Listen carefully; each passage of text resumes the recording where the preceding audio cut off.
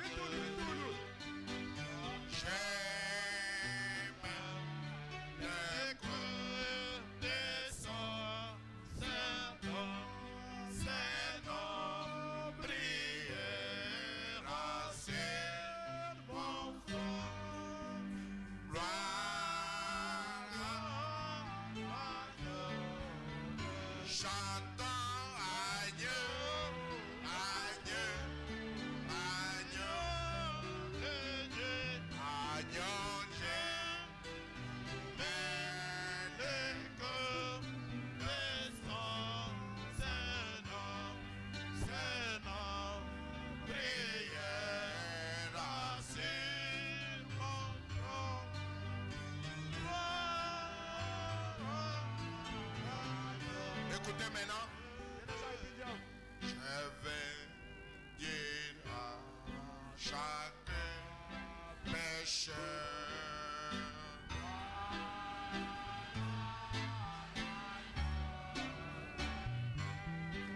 Enfin, j'ai trouvé mon sauveur. Ensemble maintenant. Chantons adieu, adieu, adieu, adieu. Oui, j'ai fait les sauts des ans, c'est nos prières, c'est nos fleurs.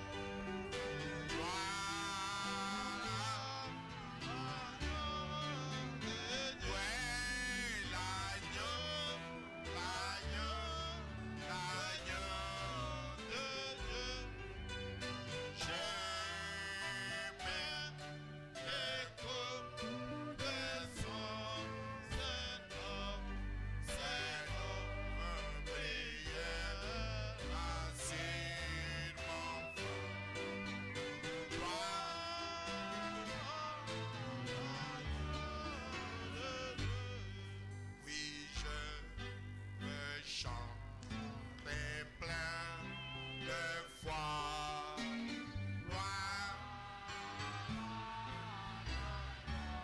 Que mon Seigneur est mort pour moi. Que mon Seigneur est mort pour moi. Vous le croyez? Ensemble maintenant. Oui, adieu, adieu, adieu de Dieu. Oui, j'aime les groupes de son, c'est non, prière, assurément.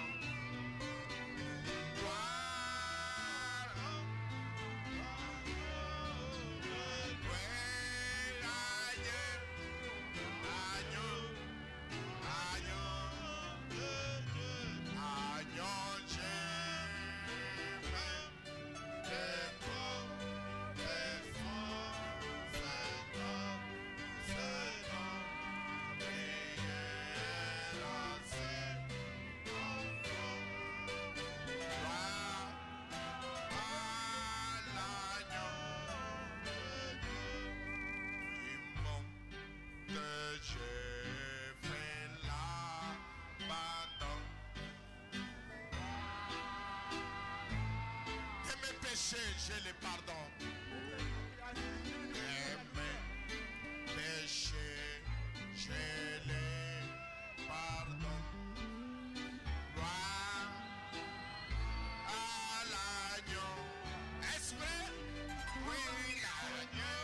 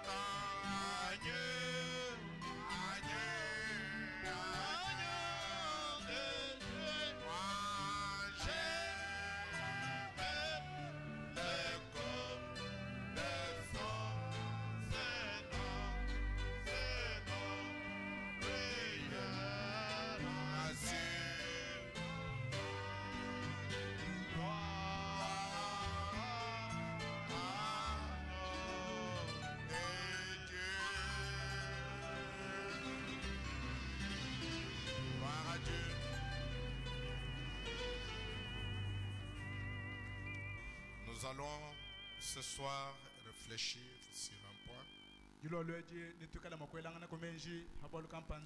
Je vous prierai de vous mettre debout pour lire un verset de la Bible.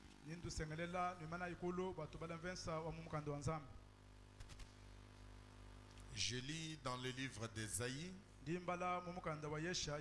chapitre 61. Nous allons réfléchir, je ne prêche pas. Pour cet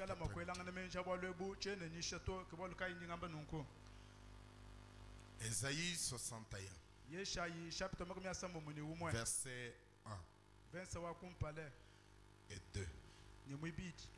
L'Esprit du Seigneur l'Éternel est sur moi, car l'Éternel m'a oint pour porter de bonnes nouvelles aux malheureux.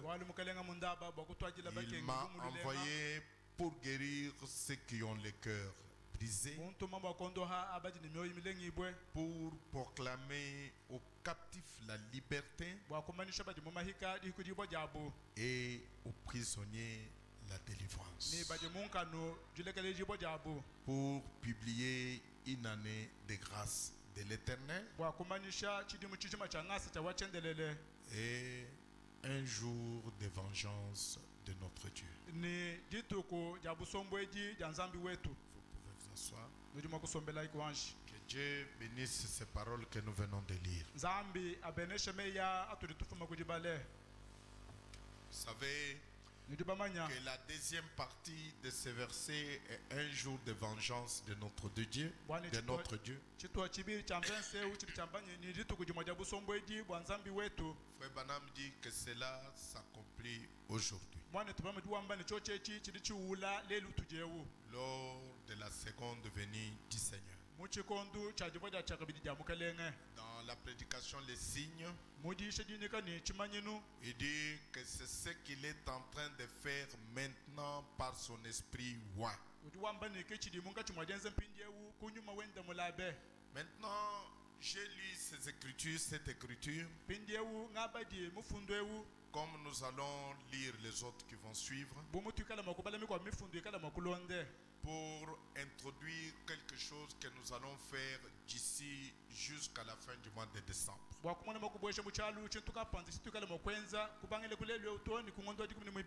Et jusqu'à la fin du mois de décembre. Et nous allons avoir ce thème tout au long de ces jours qui nous restent jusqu'à la fin du mois. Peut-être pas y prêcher, mais c'est ce que nous allons faire presque tout le temps que nous serons ici dans la réunion jusqu'au mois de décembre.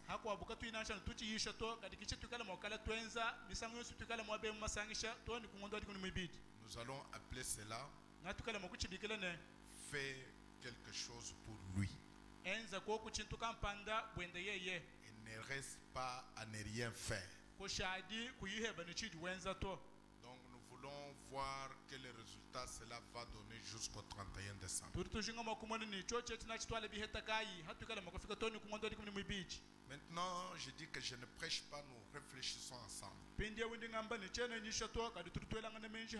Où je vous donne les diagnostics des frères Branham pour ce jour la solution et puis les résultats si nous mettons en pratique ce que Dieu a dit.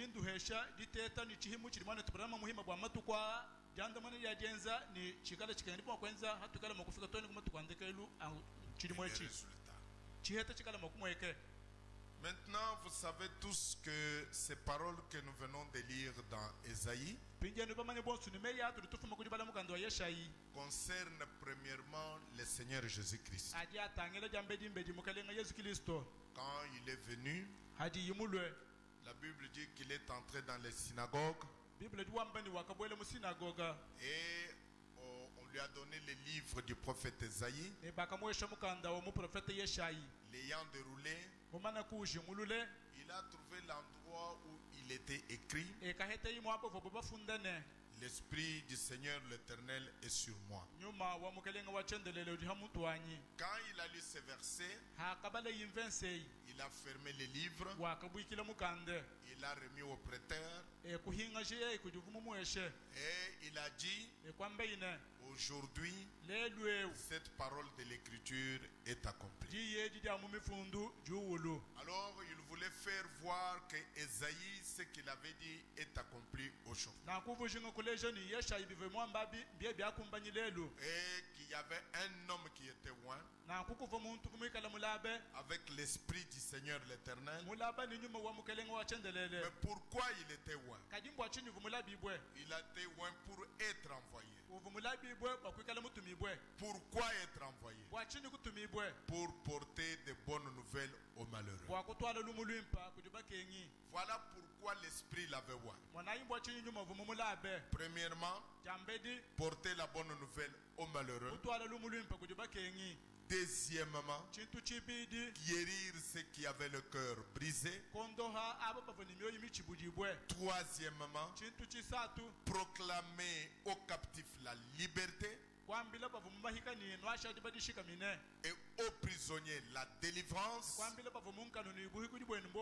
et publier une année de grâce. Voilà la raison pour laquelle l'Esprit l'avait loin. L'Esprit ne l'avait pas loin pour sauter. L'Esprit ne l'avait pas loin pour crier. L'Esprit l'avait loin pour une raison spécifique. Pour une raison que nous venons de lire ici. Et si l'Esprit de Dieu loin une personne, cette personne devrait accomplir les œuvres pour lesquelles l'Esprit avait oint la première personne. Si cela n'arrive pas, c'est qu'il y a quelque chose de faux quelque part. Donc nous voyons ici que Jésus-Christ spécifie. Il dit: l'Esprit de Dieu m'a oint, m'a commissionné, m'a donné un travail à faire. Et il dit: ce travail, je dois annoncer la bonne nouvelle, guérir ceux qui ont le cœur brisé, proclamer la liberté, dire aux prisonniers que les portes de la prison sont ouvertes, que vous pouvez sortir, que vous êtes libre, qu'il est descendu pour nous donner une liberté. C'est pourquoi vous verrez Frère Branham, dans une des visions qu'il a eues, je crois vous vous rappelez,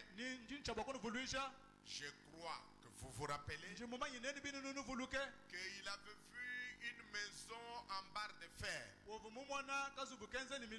C'est dans la prédication, les œuvres sont l'expression de la foi. Et les gens étaient enfermés. Et il avait entendu quelqu'un lui dire: va délivrer ces gens. Alors vous voyez que quand l'Esprit de Dieu tombe sur un homme,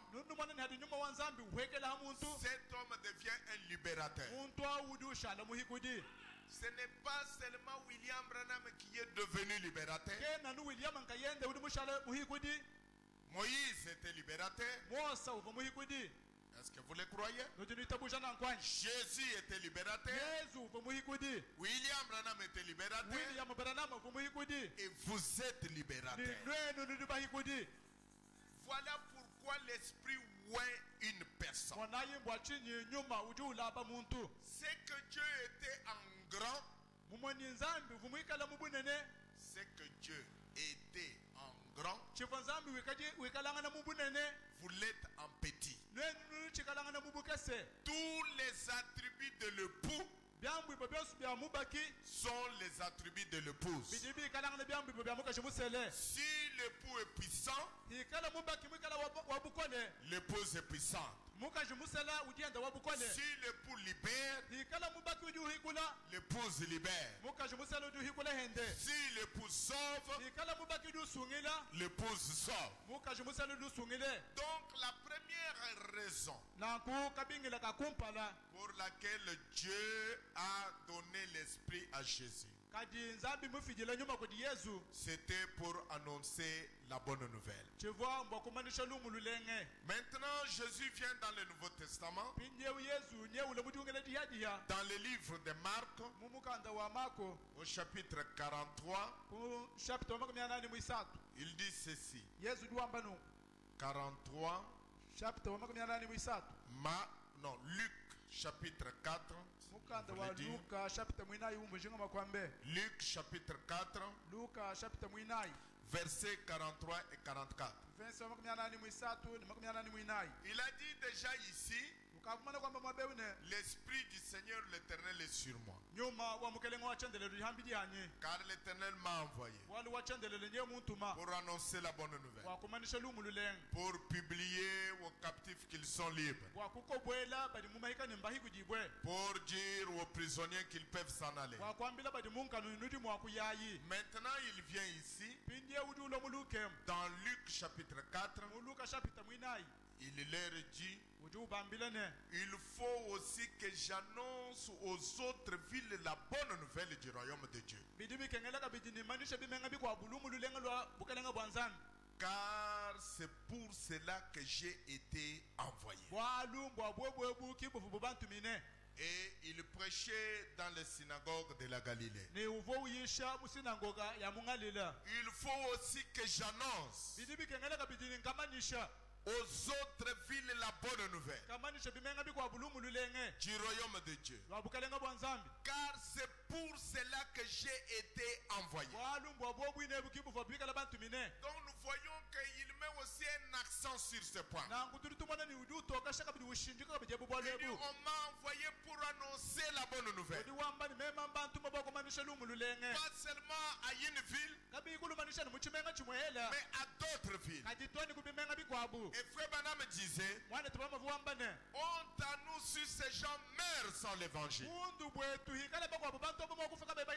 Parce que vous êtes la lumière qui éclaire. Vous êtes devenus la lumière pour éclairer. Pour éclairer d'autres personnes. Comme vous le savez, frères et sœurs, vous pouvez gagner 10 millions de dollars. Vous pouvez gagner 10 000 mondes. Mais l'âme n'a pas de valeur. Frère Branham dit, une seule âme vaut 10 000 mondes. Gagner une âme pour Christ, c'est quelque chose de plus important que de lui donner 10 millions de dollars. C'est pourquoi il dit ici, je dois annoncer la bonne nouvelle à d'autres villes. Voilà la raison pour laquelle j'ai été envoyé. Je n'ai pas été envoyé pour rester tranquille. Je n'ai pas été envoyé pour rester à ne rien faire. faire. Mais je dois faire quelque chose. Annoncer l'évangile. C'est pour cela que l'Esprit de Dieu était sur moi. C'est pour cela qu'il m'a envoyé. Pour annoncer l'évangile. Pour proclamer la liberté aux gens. Pour annoncer, proclamer la liberté aux gens. Pour leur dire que Christ est venu, il vous a sauvé, il vous a libéré, que vous pouvez maintenant marcher comme un homme libre.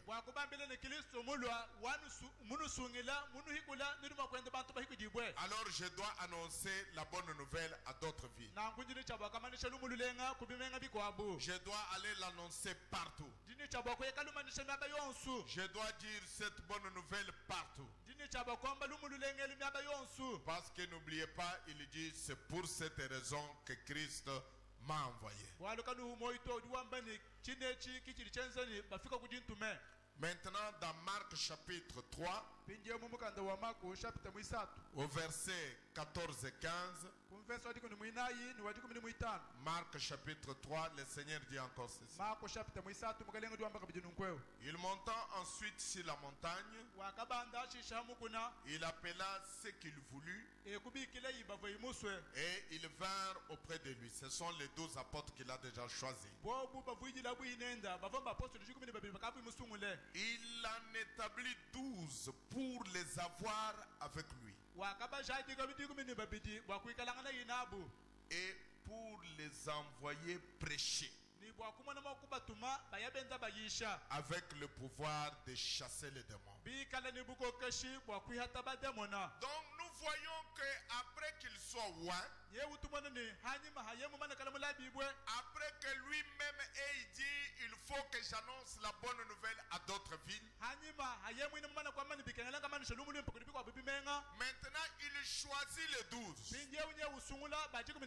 avec un objectif. Il a un objectif. Il ne choisit pas les 12 pour qu'ils viennent de roi. Il ne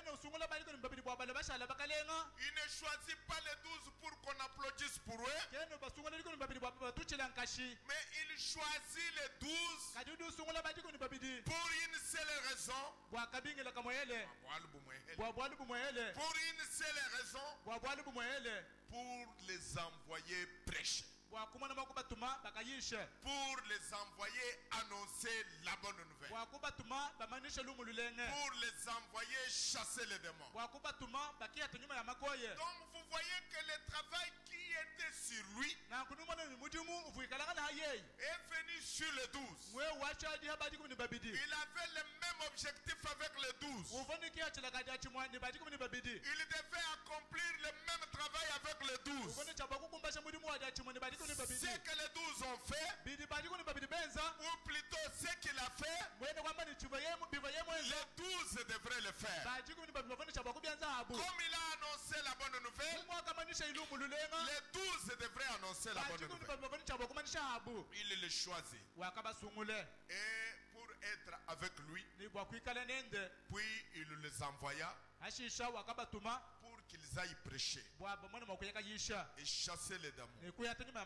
C'est-à-dire pour qu'ils aillent annoncer la bonne nouvelle. Donc vous voyez que le Seigneur n'a pas oublié l'objectif qu'il avait lorsqu'il avait reçu l'Esprit. L'Esprit du Seigneur est sur moi. L'Éternel m'a oint. Pour faire quoi? Pour apporter la bonne nouvelle. Pour guérir ceux qui ont le cœur brisé. Pour proclamer aux captifs la liberté. Aux prisonniers la délivrance. Pour annoncer l'année de la grâce. Donc il a constamment cet objectif. Il ne fait pas quitter la terre sans accomplir cet objectif. Alors il choisit les disciples. Il leur dit, je vous ai choisi non pas pour devenir de rois clés, de témoignages à toutes les nations. alors viendra la fin. Donc vous voyez que c'est le même objectif qui continue. C'est l'objectif principal. Et Frère Branham dit que cela fait partie des ordres généraux du Seigneur. Les ordres généraux. Parce que le Seigneur a commissionné à ses disciples d'aller par tout le monde après sa résurrection. Donc il a voulu que les disciples continuent le travail que lui avait commencé. Alors c'est pourquoi il dit cette bonne nouvelle du royaume sera prêchée dans le monde entier pour servir de témoignage à toutes les nations. Alors viendra la fin. Donc nous remarquons que l'évangile doit aller jusqu'au fin fond dans le monde entier. Maintenant, qui a cette responsabilité? Ce n'est pas encore le Seigneur. Ce n'est pas encore Frère Branham. Maintenant, cette responsabilité nous incombe. C'est notre devoir. C'est le devoir de l'homme et de la femme d'amener l'évangile au monde entier. Comme nous allons le voir, comment Frère Branham va le dire. Donc nous avons cette responsabilité. La responsabilité n'est pas sur le Seigneur. La responsabilité n'est pas encore sur Frère Branham. La responsabilité n'est pas sur les apôtres. Maintenant c'est notre responsabilité. Amen. Amen. Quand le Seigneur était oint, ce n'était pas seulement la tête qui était ointe, mais c'est tout le corps du Seigneur qui était oint. Et la tête et le corps. Et le corps, c'est l'église. La tête, c'est lui-même. Donc il a été oint à partir de la tête jusqu'à le corps en entier. C'est que la tête devait commencer le travail et le corps devait achever. C'est pourquoi la bonne nouvelle doit être prêchée dans le monde entier pour servir de témoignage à toutes les nations. Et alors viendra la fin. Donc nous voyons que maintenant c'est notre responsabilité pour amener l'évangile jusqu'à la fin du monde. C'est notre responsabilité maintenant. C'est pourquoi Paul, il est venu dans le livre des Actes au chapitre 10 et à partir du verset 13, Paul dit: car quiconque invoquera le nom du Seigneur sera sauvé. Et les pentecôtistes ont mal compris ce verset. Quand on dit quiconque invoquera le nom du Seigneur sera sauvé, les pentecôtistes lisent ce verset et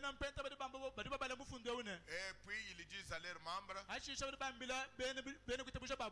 criez Seigneur. Alors il crie très fort, Jésus! Non, ce n'est pas ce que l'écriture dit. Mais l'écriture dit, celui qui invoquera, c'est-à-dire celui qui connaîtra,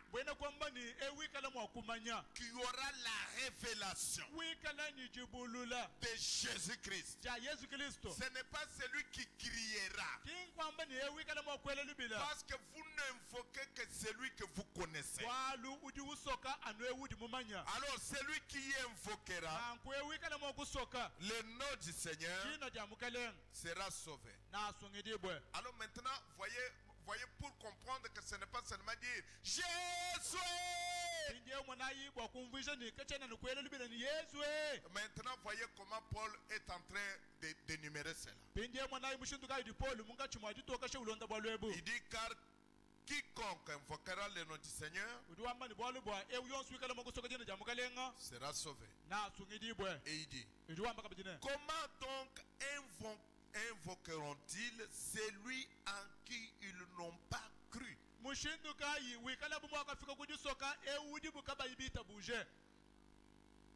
Donc vous voyez, ce n'est pas seulement le fait de faire Yeshua. Pour l'invoquer, il faut d'abord le croire. Il y a une étape à suivre. Il faut d'abord le croire. Et comment croiront-ils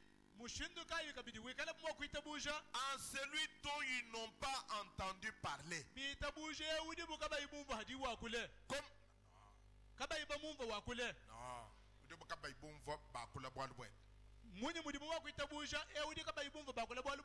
Comment croiront-ils en celui dont ils n'ont pas entendu parler? Comment? D'abord pour l'invoquer, il faut le croire. Et comment croiront-ils s'ils n'ont pas entendu parler de lui? Et comment en entendront-ils parler s'il n'y a personne qui prêche? Il faut ramener la chose au départ d'Ésaïe 61. J'ai été envoyé pour annoncer, prêcher la bonne nouvelle. Alors, comment invoqueront-ils s'ils n'ont pas cru? Comment croiront-ils en celui en qui ils n'ont pas entendu parler? Et comment en entendront-ils pas parler s'il n'y a personne qui prêche? Et comment y aura-t-il des prédicateurs? Comment y aura-t-il des prédicateurs s'ils ne sont pas envoyés? Selon qu'il est écrit qu'ils sont beaux le pied de ceux qui annoncent la paix, de ceux qui annoncent de bonnes nouvelles. Verset 17. Ainsi, la foi vient de ce qu'on entend. Et ce qu'on entend vient de la parole de Christ. Donc nous voyons qu'il faut entendre parler. Mais comment allez-vous entendre parler s'il n'y a personne qui prêche? S'il n'y a personne qui va vers ces gens-là pour leur parler. Est-ce que vous savez que Frère Branham dit que nous sommes tous les messagers de ce message?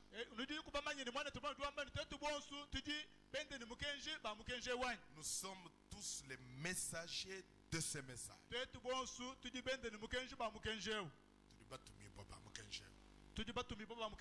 Nous sommes tous les messagers de ce message. Et Frère Branham dit, malheur à nous si les gens meurent dans cette ville sans entendre parler de Dieu, de Jésus-Christ.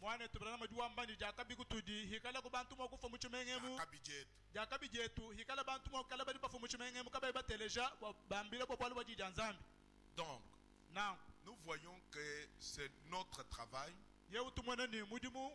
Cela nous incombe d'annoncer la bonne nouvelle aux gens. d'aller parler aux gens de ce que Dieu a fait aujourd'hui. Ce n'est pas mon seul devoir. C'est le devoir de toute l'église, de toutes les sœurs, de tous les frères. Maintenant, voici les diagnostics que Frère Branham fait. Diagnostic.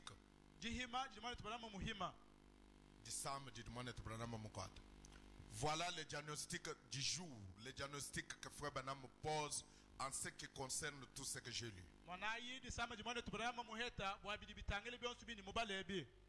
Dans un prophète qui rougit, mon prophète Kongola. Dimanche 25 novembre 1956, Frère Branham dit ceci. Paragraphe 34. J'ai considéré les occasions que j'ai manquées à cause des choses insignifiantes.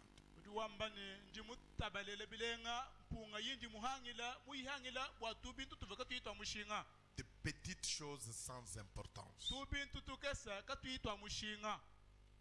En tant que ministre de l'évangile, j'ai honte de moi-même.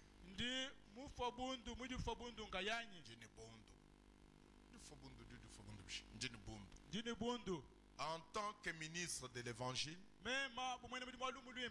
j'ai honte de moi-même devant vous. Je me répands devant Dieu. Et je lui demande de me pardonner. Je demande aussi à l'église de me pardonner. Pourquoi, frère Branham? D'avoir été si lent concernant l'œuvre de Dieu.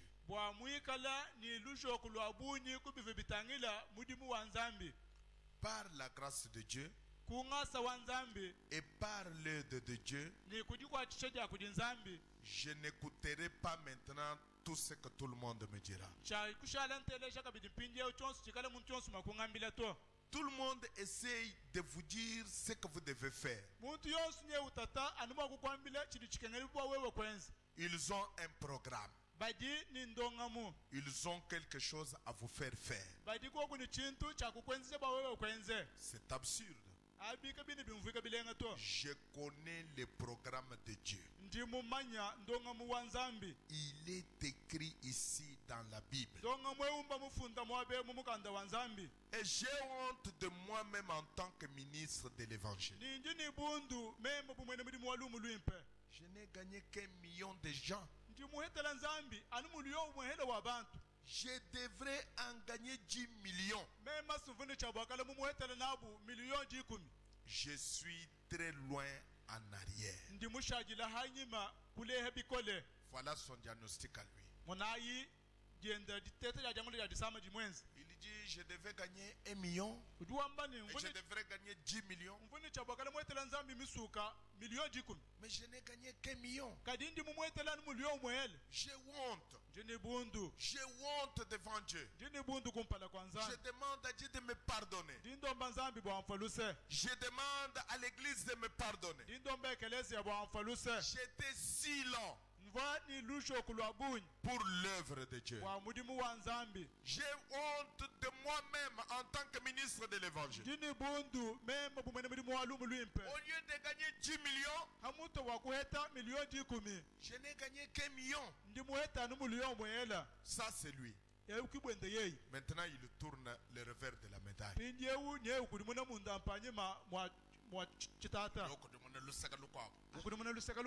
Il tourne le revers de la médaille. Il dit, qu'en est-il de vous?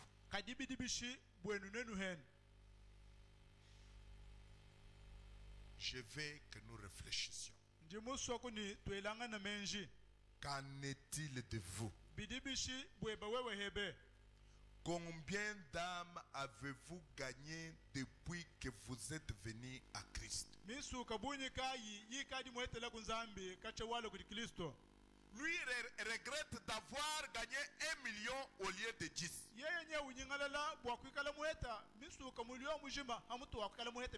Mais il vous pose maintenant la question. Il vous demande, vous qui êtes ici, gagner les âmes ne concerne pas seulement les frères. Mais gagner les âmes concerne aussi les sœurs. Qu'en est-il de vous? Qu'en est-il de vous? Combien d'âmes avez-vous gagné depuis que vous êtes venu à Christ? Combien? Vous avez gagné combien? Depuis que vous êtes venu à Christ. Depuis que vous avez cru ce message. Combien d'âmes vous avez gagné? Combien de personnes avez-vous gagné? Lui, il regrette d'avoir gagné 1 million au lieu de 10 millions. Mais il pose la question. Qu'en est-il de vous? Combien d'âmes avez-vous gagné depuis que vous êtes venu à Christ? Il dit, car le christianisme se transmet d'une personne à l'autre. Mais votre christianisme à vous, c'est transmis à qui? Parce que le christianisme se transmet d'une personne à l'autre. Combien d'âmes avez-vous gagné depuis que vous êtes chrétien? Si vous ne gagnez pas d'âme, vous êtes coupable. Vous êtes stérile. Vous êtes stérile. Vous avez apporté l'opprobre sur l'église et sur l'évangile.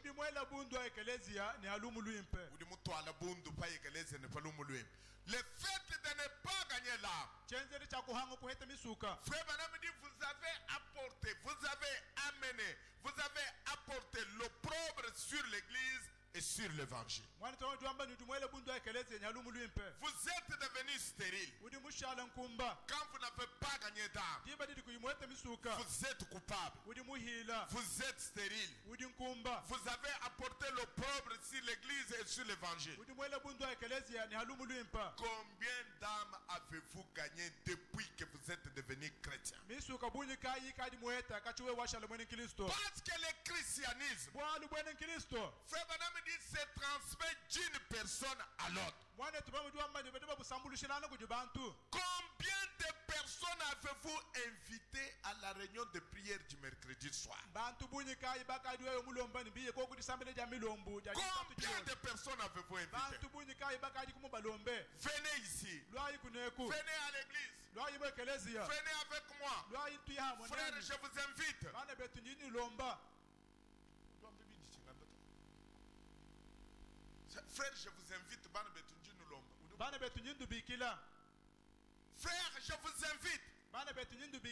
Venez. Je ne dis pas, je dis ce qu'ils doivent faire.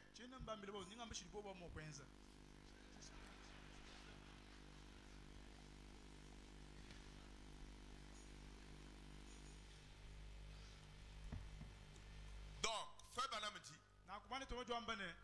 si vous n'amenez pas des âmes, vous êtes stérile. Vous êtes coupable. Honte à vous. Vous avez amené l'opprobre sur l'église et sur l'évangile. Combien de personnes avez-vous invité à la réunion de prière du mercredi soir?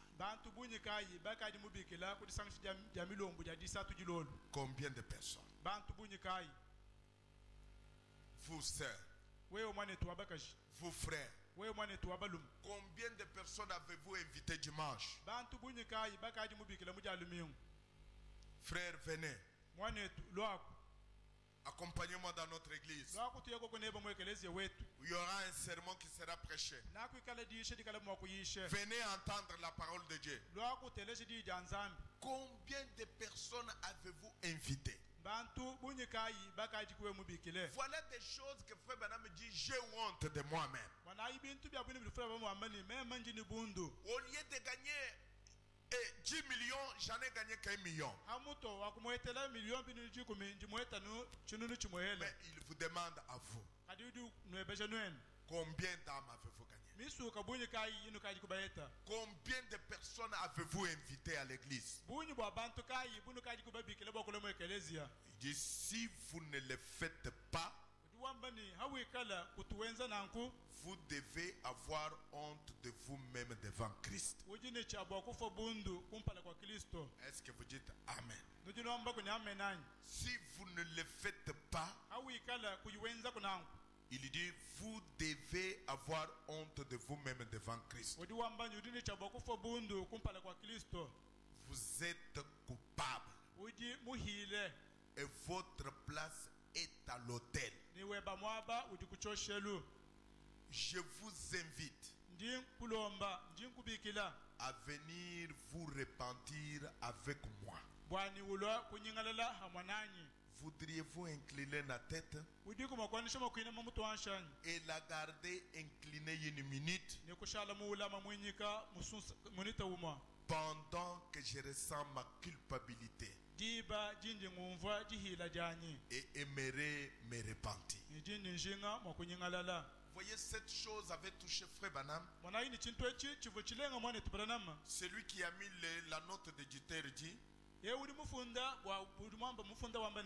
Frère Branham quitte la chair pour s'agenouiller à l'autel.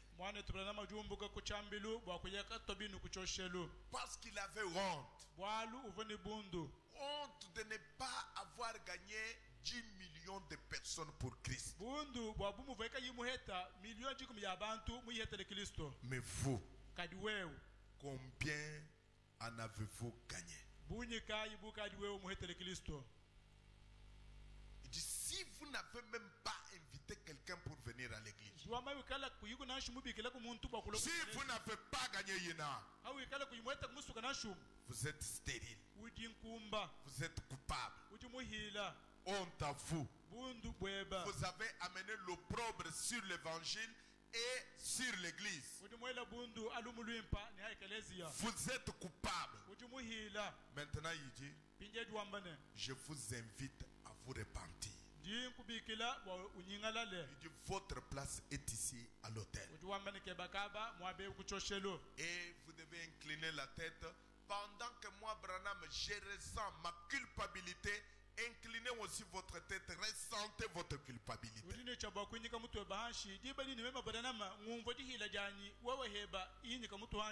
Pendant que je ressens ma culpabilité et aimerais me repentir, inclinez simplement la tête. Parce que nous voyons que c'est ce que nous ne faisons pas. Nous sommes devenus stériles. Nous ne pouvons même pas partager la parole avec les gens. Ici, Frère Branham ne parle pas de discuter la parole. Il dit d'inviter les gens, d'amener les gens à l'église. Combien de gens avez-vous amené dans la réunion de prière? Combien de gens avez-vous invité? Il dit, si vous ne le faites pas, vous êtes coupable. Votre place est ici à l'autel. Il dit, repentez-vous, vous et moi, repentons-nous ensemble pour le fait de n'avoir pas fait cela. Est-ce que vous êtes prêts pour le faire? Nous allons d'abord nous agenouiller. Faisons comme lui a fait ici. Prions, demander à Dieu de nous pardonner et de nous donner la force réellement de nous repentir pour cette chose que nous n'avons pas fait, que nous devrions faire, mais que nous n'avons pas fait.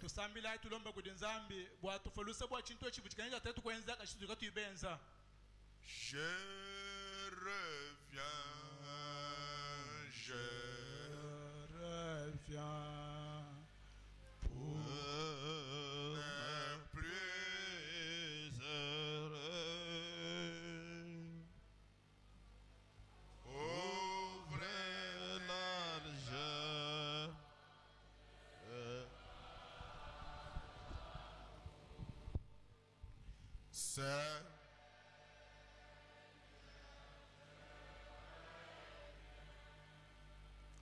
Je reviens.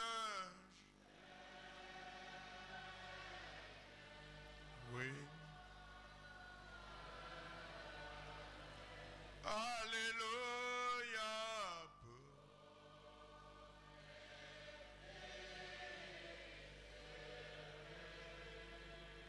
Oh Jésus.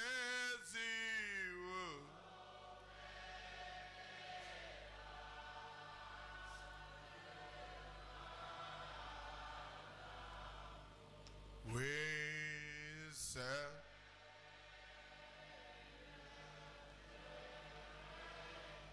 Demandons pardon à Dieu. Nous avons tous failli. Nous sommes tous coupables. On devrait annoncer la bonne nouvelle. Les gens meurent sans entendre parler de ce message. C'est de ma faute et c'est de votre faute. Comme Frère Branham l'a fait, c'est notre droit de nous repentir, de revenir à lui, de demander pardon.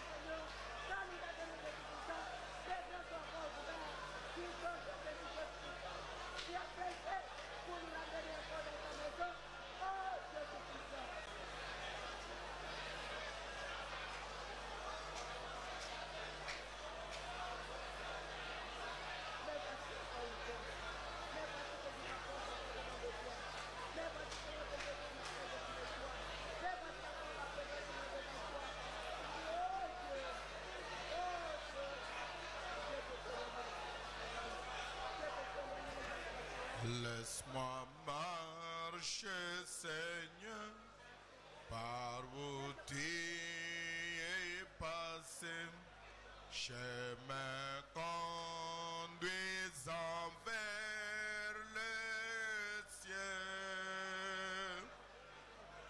Partout donnant la joie aux gens abandonnés, remplis-moi chaque jour d'âme.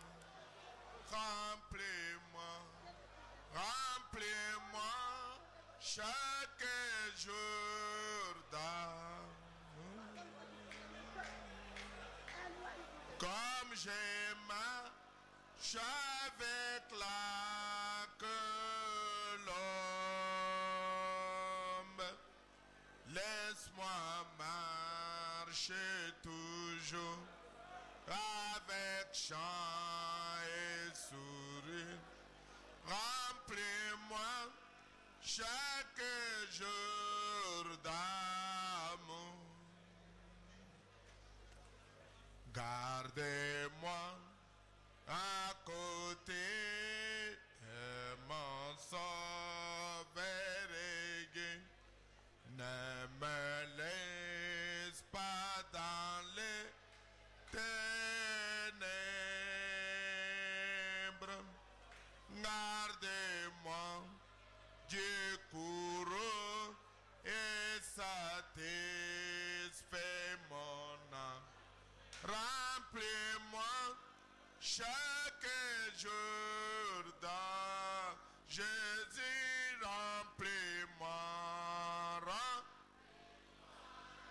chaque jour dans. Oui, comme je marche avec la colombe, laisse-moi marcher toujours avec chant et sourire. Remplis-moi chaque jour d'âme. Bientôt fini la course, la fin de mon voyage. J'habitais au ciel chez moi. Que je chante, roi béni, sur la route vers la rive. Remplis-moi. Mettons-nous debout.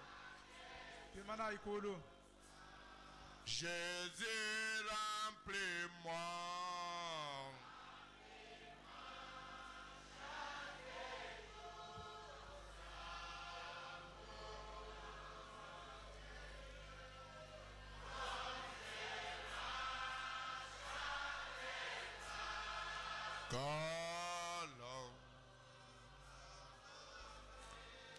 Laisse-moi marcher toujours avec chant.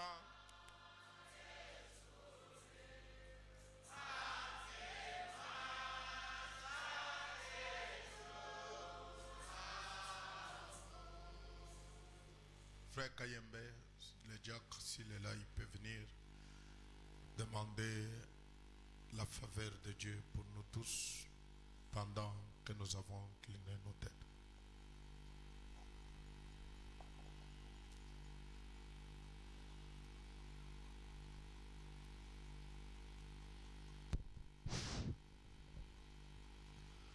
Dieu de miséricorde, Dieu tendre, avec nos têtes inclinées, Seigneur, nous te disons sincèrement que nous avons failli et nous avons totalement tort. Si William Branham, qui avait la charge du monde et tout le temps occupé, Seigneur, se répand d'avoir gagné moins, mais qu'en sera-t-il réellement de nous, Seigneur? Dieu de miséricorde, Dieu tendre, la responsabilité et la charge que nous avons n'est même pas à comparer à ce que lui avait, Seigneur. C'est pour dire que nous avons plus de temps que lui, Seigneur. C'est pour dire qu'on est presque libre, Seigneur, mais ne faisant absolument rien. Dieu de miséricorde, nous avons été naïfs. Nous sommes négligents, Seigneur. Et nous te demandons, ô Dieu, que laisse ton propre sang, le sang du juste, qui n'a pas été le sang d'un juif, encore moins le sang d'un gentil, Seigneur, que tu puisses réellement en faire, ô Dieu de miséricorde, que tu enfuis réellement cette culpabilité, Seigneur. Dieu bien-aimé, pour être honnête envers nous-mêmes, nous disons que nous avons honte, Seigneur, de nous-mêmes. Nous avons complètement failli, Père. Dieu de miséricorde, totalement dans l'oubli, Seigneur, engourdi par Satan, ô Dieu. Ô Dieu de miséricorde, ayant renfermé le salut, alors que nous devrions faire, Seigneur Dieu Tout-Puissant, comme ce disciple qui a appelé son prochain, viens et vois. Seigneur Jésus-Christ, Dieu bien-aimé, c'est la simple des choses que nous devrions réellement faire. Dieu de grâce, nous ne te demandons pas simplement pardon, mais nous te disons que nous devons nous amender, Seigneur. Dieu Tout-Puissant, Dieu bien-aimé, là où nous avons failli, nous devons corriger la chose, Seigneur. Dieu de miséricorde, parce que chaque repentance sincère doit porter les fruits dignes de cette repentance, Seigneur. Dieu, nous comptons sur ta miséricorde. Ne nous regarde pas sous un œil juste, Seigneur, car personne ne peut réellement lever son petit doigt et dire qu'il en a gagné assez. Nous sommes réellement au bas de l'échelle, Père. Et parfois même nous n'avons rien fait jusqu'à présent. Dieu de miséricorde, prends-nous en pitié, Seigneur, et sois miséricordieux envers nous. Ne nous juge pas dans la rigueur. Nous comptons sur ta grâce. Au nom du Seigneur Jésus-Christ. Amen.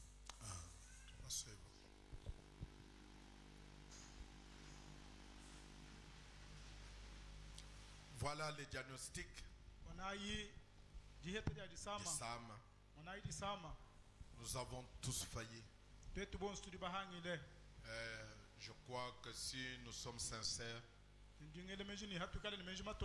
le Seigneur doit réellement nous pardonner pour le fait de ne jamais amener personne à l'église.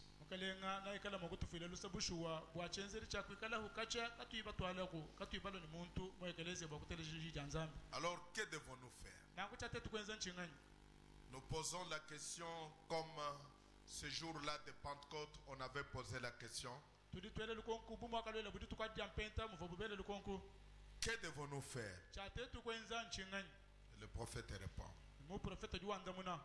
Dans les prophètes connaît le cœur, où notre espoir est en Dieu. Prêché le 29 septembre 1951 à New York. Paragraphe 25, il dit ça. Il dit son esprit est ici. Il est le même hier, aujourd'hui et pour toujours. Il se meut dans son église. Église, c'est ce qui se passe avec toi. Tu ne cèdes pas au Saint-Esprit. C'est-à-dire quand vous entendez le Saint-Esprit dire quelque chose, vous ne cédez pas. Vous n'obéissez pas. Vous n'agissez pas. Après avoir entendu, vous ne faites rien. Tu reçois le Saint-Esprit et tu penses, eh bien je ne puis aller plus loin. Mais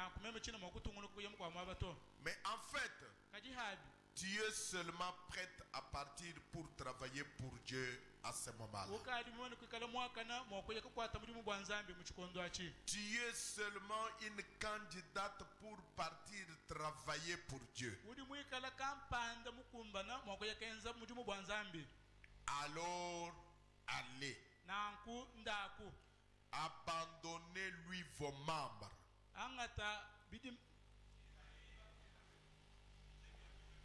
Abandonnez-lui vos membres. Et observez ce qu'il aura à vous faire accomplir. Il se peut qu'il veuille vous voir prêcher, chanter, témoigner, donner des traités, parler aux gens, amener quelqu'un à l'église. Tous ces gens sont des dons en quelque sorte et des aides dans le corps de Christ.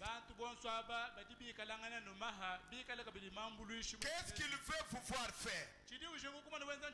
Prêcher, chanter, témoigner, donner des traités, parler aux gens, amener quelqu'un à l'église. Amener quelqu'un à l'église. Nous avons beaucoup de brochures. Donnez des brochures aux gens. Parlez avec les gens. Invitez les gens. Donnez des traités aux gens. Parlez aux gens de ce message. Amenez quelqu'un à l'église. Voilà la solution au problème donné. Donc nous devons faire quoi? Nous devons aller parler aux gens, donner des traités, les amener à l'église, les inviter à venir. Vous dites, peut-être frère Branham, la seule chose que je puisse faire, c'est peut-être de parler aux gens. Bon, il se peut que ça ne soit pas vraiment vous, mais mettez cela dans le main de Jésus et vous observez ce qu'il fera. Rappelez-vous le petit poisson qui était dans le main du petit garçon, c'était juste assez pour le nourrir. Mais lorsqu'il l'a mis entre les mains de Jésus, cela nourrit 5000 personnes. Ainsi en sera-t-il pour vous. Mettez ce que vous avez dans ses mains. Allez avec la force que vous avez. Dans les temps de la fin, prêché en 1954, il dit ceci. Il dit, nous savons que nous aimons voir tout le monde bien portant. Nous aimons voir les affamés être nourris. Mais vous savez, l'âme est la chose la plus importante de toutes pour les mortels, car c'est la chose qui dure éternellement. Mais maintenant, écoutez ceci. Je crois que chaque chrétien est tenu d'être un missionnaire.